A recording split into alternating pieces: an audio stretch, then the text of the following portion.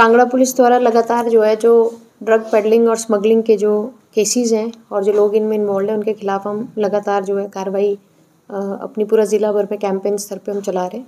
इसी के तहत हमने पिट एनडीपीएस एक्ट जो कि prevention of illicit traffic in narcotic drugs and psychotropic substances act 1988 के तहत एक एक्ट है जिसमें कि ड्रग ट्रैफिकिंग से संबंधित जो प्रिवेंटिव एक्शन है वो लिया जा सकता है। उसके तहत हमने अभी तक 7 लोग जो रिपीटेडली बार बार जो हैं ड्रग पेडलिंग और तस्करी में शामिल रहते हैं और जिनके खिलाफ ऑलरेडी ज़िला में मुकदमे भी दर्ज किए गए हैं, लेकिन फिर भी वो इन गतिविधियों से बाज नहीं आ रहे हैं। उनके मामले हमने अपने पुलिस हेडक्वार्टर्स में के माध्यम से जो गवर्नमेंट को प्रेषित किए थे ताकि इनको जो है प्रिवेंटिव ये जो एक्ट है पिट एनडीपीएस एक्ट 1988 इसके तहत जो है इनको प्रिवेंटिव डिटेंशन इनका किया जा सके। तो मुझे खुशी है कहते हुए कि इसमें एक केस जो है अभी अप्रूव होकर 7 केसेस में से आ चुका है, जिसमें कि किरण कुमार जो कि स्को धर्मशाला का रहने वाला है,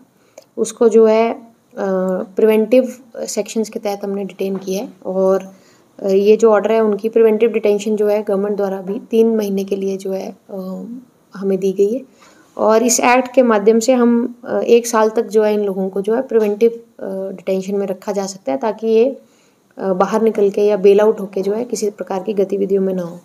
मैं आपके माध्यम से क्लैरिफाई भी करना चाहूँगी कि ये उन लोगों के लिए है जो नशे के जो तस्करी है उसमें लगातार संलिप्त हैं। जैसे किरण कुमार का अगर एग्जाम्पल देखा जाए तो इसके विरुद्ध अभी तक 2018 से लेकर 23 तक 6 मुकदमे जो है एनडीपीएस एक्ट के तहत हुए हैं और ये 6 के 6 मुकदमों में जो है कोर्ट द्वारा बेल आउट किया गया है। लेकिन बेल होने के बाद भी ये लगातार जो है तस्करी में सहायता करना या तस्करी करना और इस तरह की गतिविधियों में संलिप्त है। और इसी की सर्विलेंस और इंटेलिजेंस रिपोर्ट्स जो है पुलिस टीम द्वारा बनाई गई थी और इनको अब जो है इन बेल होने के बाद भी इस व्यक्ति को जो है इस एक्ट के माध्यम से दोबारा जो है डिटेन करके जेल में लॉकअप में रखा जा रहा है ताकि किसी प्रकार की जो है इस तरह की गतिविधि में शामिल ना हो। हमें उम्मीद है कि जो हमारे बाकी पेंडिंग 6 और ऐसे केसेस हैं उन पे भी जल्द जो है हमें ऑर्डर्स आ जाएंगे। और इस एक्ट के तहत एक और प्रक्रिया जो है इनिशिएट की जा रही है कि जो इनकी अचल और चल संपत्ति है उसको भी जो है जल्द फॉरफिट करके जो है सरकारी खजाने में वो पैसे जो है जमा करवाने की गतिविधियाँ भी इसमें अलाउड हैं। उस विषय पे भी हम आगे बढ़ रहे हैं और जल्द उसमें भी अच्छे रिजल्ट्स आने की हमें संभावना है। मैम जेल में कर दिया है या अभी डालना बाकी है? ये देखिए ये ऑर्डर हमें संडे को रिसीव हो गया था तो हमने इनको अरेस्ट कर लिया है और इनको अब जो है जेल में हमने जो पूरे डॉक्यूमेंटेशन करना रहता है और जो प्रोसेस कंप्लीट करके इनको जेल में रख दिया। अब ये 3 महीने तक जेल में ही रहेंगे और इसकी फर्दर डिटेंशन के लिए हम यदि इनकी गतिविधियों में एक्टिविटीज़ और पाई गई तो फर्दर डिटेंशन के लिए भी हम रिक्वेस्ट गवर्नमेंट को भेजेंगे। तो इस एक्ट के तहत जो है पूरा जो 1 साल तक जो है इस तरह के व्यक्तियों को डिटेन करके रखा जा सकता है ताकि जो नशे की जो नेक्सस है और जो चेन है उसको ब्रेक रखा जाए और इन लोगों को जो है उसमें दोबारा संलिप्त होने से जो है रोका जा सके। प्रॉपर्टी को सीज कर लिया गया है, देखी जा रही है कितनी है, किस तरह की कार्रवाई जो होती है उसकी जा रही है? देखिए ये जो प्रॉपर्टीज़ हैं इनका इवैल्यूएशन हम करते हैं, साथ ही जो इनके परिवारजन हैं या इनके क्लोज एसोसिएट्स हैं उनकी प्रॉपर्टीज़ को भी हम स्टडी करते हैं और उसके बाद उनका इवैल्यूएशन जो कंसर्न्ड अथॉरिटीज़ द्वारा किया जाता है। और पिट एनडीपीएस एक्ट के तहत जो है इनकी जो प्रॉपर्टीज़ उनके फॉरफीचर की जो एक कंडीशन है वो फुलफिल होती है, तो उस दिशा में भी अब इसमें हम कार्य कर रहे हैं और इनकी प्रॉपर्टीज़ का इवैल्यूएशन, बैंक अकाउंट्स, गाड़ियाँ, कोई मूवेबल इमूवेबल आर्टिकल्स हैं उन पे जो है अब हमारी नज़र बनी हुई है। तो वो इवैल्यूएशन प्रोसेस कंप्लीट करने के बाद इसमें जो फर्दर फॉरफीचर और गवर्नमेंट ट्रेजरी में जो उसका अमाउंट है उसको डिपॉजिट कराने की जो प्रक्रिया जो है इनिशिएट की जाएगी। नहीं, ये व्यक्ति जो है जो जेल में मिलने और जो प्रक्रिया है वो इस व्यक्ति के लिए भी अवेलेबल है और इनको जो बंद किया गया है वो जैसे अभी तक हम कोई चिट्टा या कोई भी नशीला पदार्थ जब कैरी करता है उसको ट्रांसपोर्ट करता है या उसको अपने घर में रखता है या गाड़ी में रखता है तब हम उन पे कार्रवाई करके उनको अरेस्ट कर पा रहे थे।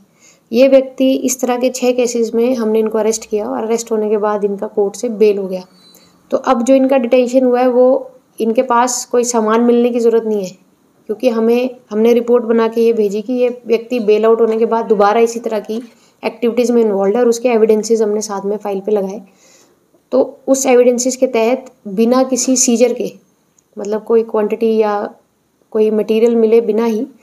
गवर्नमेंट ने ऑर्डर पास किया है कि क्योंकि ये बिल्कुल एक्टिवली इस स्मगलिंग नेटवर्क में, पेडलिंग नेटवर्क में इन्वॉल्व है, इसको जो है डिटेन किया जाए ताकि ये जो चेन ब्रेक हो और ये व्यक्ति जो है इस तरह की गतिविधियों में फर्दर शामिल ना हो पाए। जी बिल्कुल, जैसे मैंने कहा, हमने ऐसे 7 केसेस अभी तक गवर्नमेंट को बना के भेजे हैं जो कि ज़िला के डिफरेंट एरियाज़ के हैं, डिफरेंट पुलिस स्टेशंस के हैं। तो इसमें जो कॉम्पिटेंट अथॉरिटी है वो गवर्नमेंट द्वारा डिसाइड की गई है और ये हम डिस्ट्रिक्ट एसपी इसमें रिपोर्ट अपनी बना के भेजते हैं। फिर उसको एक कमेटी है वो उसके बारे में गहन चिंतन करती है, उसके बारे में उसकी रिपोर्ट के हिसाब से एक ऑर्डर पास करती है और उसमें इन व्यक्ति को डिटेन करने का ऑर्डर हमें रिसीव होता है। जैसे ही वो ऑर्डर रिसीव होता है हम ये प्रिवेंटिव डिटेंशन में इनको अरेस्ट कर सकते हैं और इनको लॉकअप में हम जमा करवाएंगे। इस तरह के अन्य केसेस भी हम वर्कआउट कर रहे हैं जिसमें कि जो बार बार स्मगलिंग करते हैं या बार बार छोटी क्वांटिटी या बड़ी क्वांटिटी में